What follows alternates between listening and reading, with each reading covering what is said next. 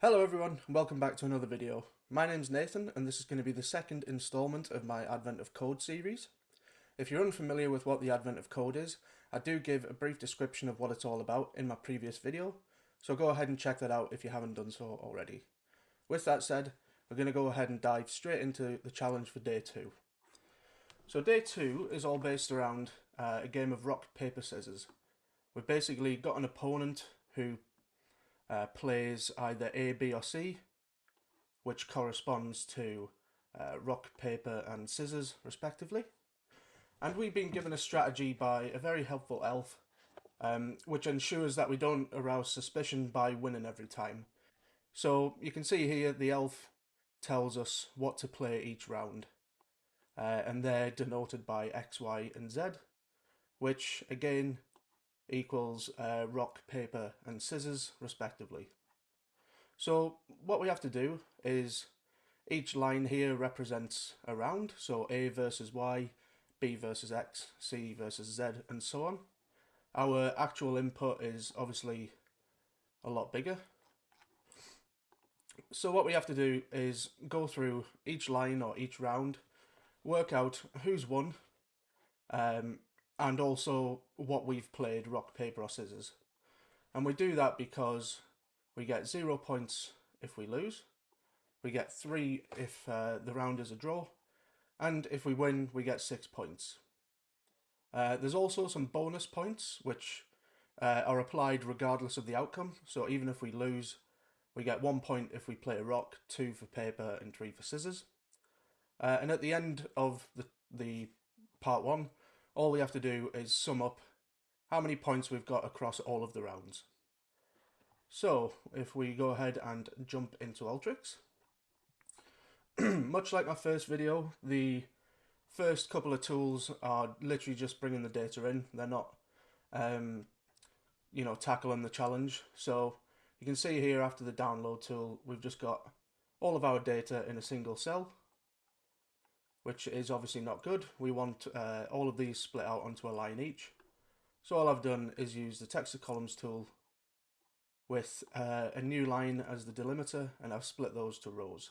So now we have a single record for each line. Now, you'll also remember our opponent's choice is on the left, and then we've got a space separating them, and we've got our choice on the right. So what we do is we just split based on the space into 2 columns, and that gives us a nice output like so, where we've got our opponent's choice on one side and what we should play on the other side. And then the rest of the workflow, as you can see, is pretty simple. It's just 4 tools, so go ahead and dive straight into these. And I'll just expand out my statements here. So the first thing to do is obviously work out what our opponents actually played and what we've played.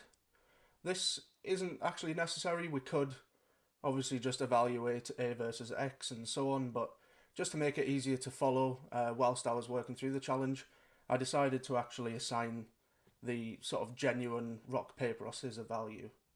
And I've used a switch statement for this, which is something I like to use as a nice alternative to sort of a longer if statement. So the syntax of this function is, I would say, a little bit back to front, but the way I like to think of it is this is essentially an if statement. So all we're saying here is if the download data equals A, then we return rock. If it's B, we return paper. And then instead of an else statement, we just provide a default statement, or a default value, sorry, which in this case is scissors. So if we don't find A and we don't find B, just return scissors. And you can see that working here. So our A value returns rock, B returns paper, and C isn't found, so it returns scissors. So yeah, it's quite a nice alternative, but if I quickly start typing in switch here, there's a little bit more of sort of an official explanation of how that works, but that's sort of how I like to think of it, and hopefully that makes sense. So we can just close that. The next statement I'm not going to go over because it's exactly the same, but instead of looking in download data 1, which is our opponent's choice, we're just looking in download data 2, which is ours. So skip past that. I'll just expand this out a little bit just to get these on one line.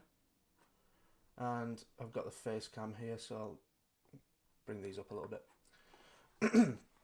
So the next thing I'm doing is evaluating who's actually won the round, so I can assign 0, 3 and 6 points as necessary. So the first check, really easy. If our play and what our opponent's done are the same, that's obviously a draw, so I'm just going to assign the 3 points.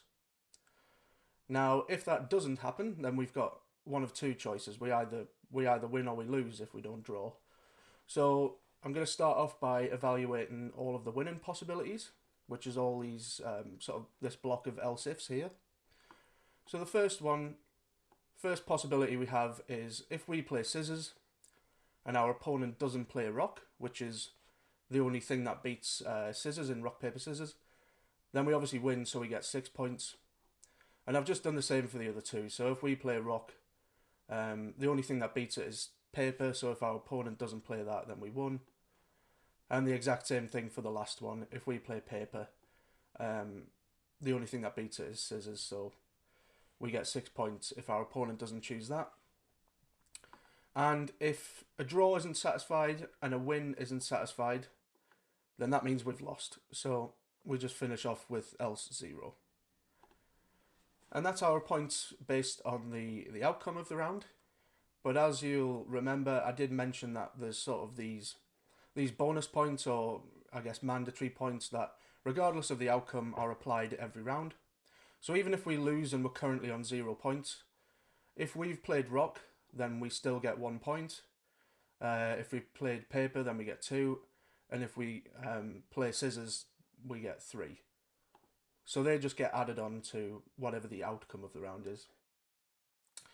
And the whole purpose of part 1 was to work through all of the rounds. So you can see here we've got all of our individual scores for each round.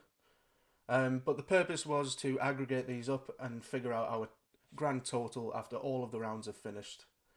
So one important thing is just to remember when I'm making my points field, just to make sure it's numeric. Otherwise we won't be able to sum them up in the next step. And to sum them up, really easy, we'll just use the summarize tool. So we've got our points field there, and we just click sum, which returns a value of 17,189, which was indeed our final answer for part 1.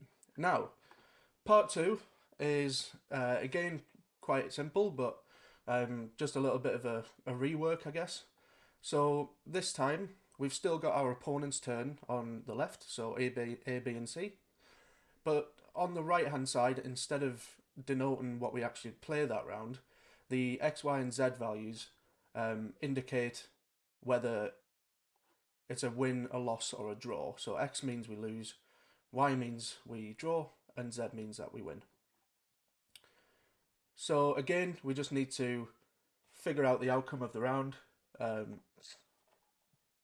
or figure out what we played, what the score was, and what points we get added as a bonus.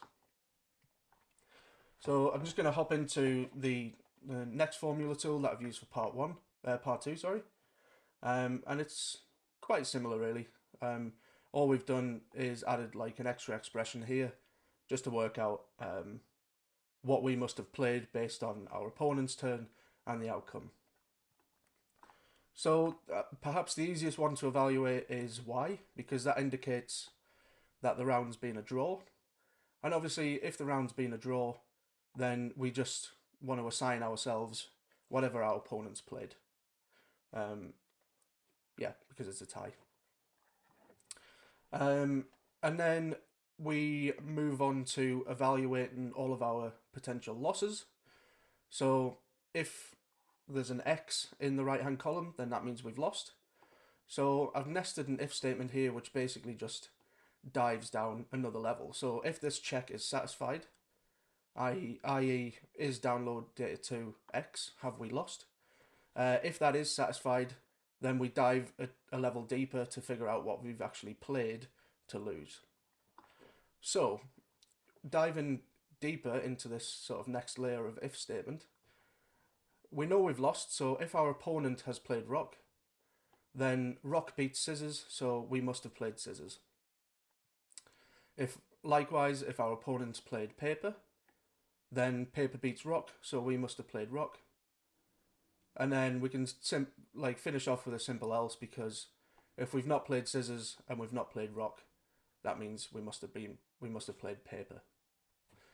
And then we end that if statement, which rolls us back up to our original if statement. So we first evaluated for a draw, then we've checked for a loss, and then the final step, we don't need to define it because the only other outcome is a win.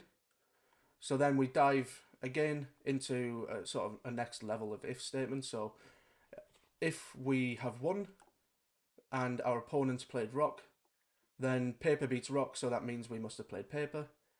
And again, I've just done the same checks as above, but the other way around. So if our opponent's played paper, then we've obviously beaten it with scissors. And if we've not played paper or scissors, we've played rock.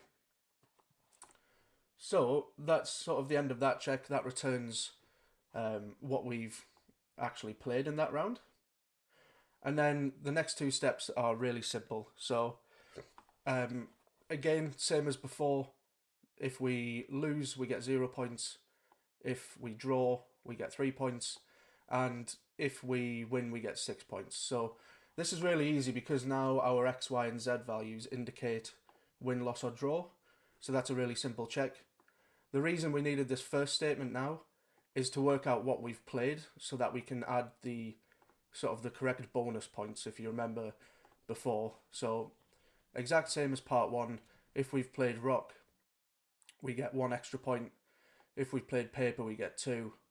And if we've played scissors, we get 3. So that's why we needed to work out what we actually must have played that round. And then again, just make sure our points field is numeric, because the final step is the exact same. We're just going to go ahead and summarize again. So I've just gone to my new points field and hit sum. And that returns a value of 13,490, which was indeed our puzzle answer. So again, day 2, nothing too strenuous, but a good chance to try out a couple of nice functions and nest and evaluative statements inside each other and such. But yeah, that's it for day 2. I'm going to work through as many of these as I can get solved, so look forward to others. Thanks.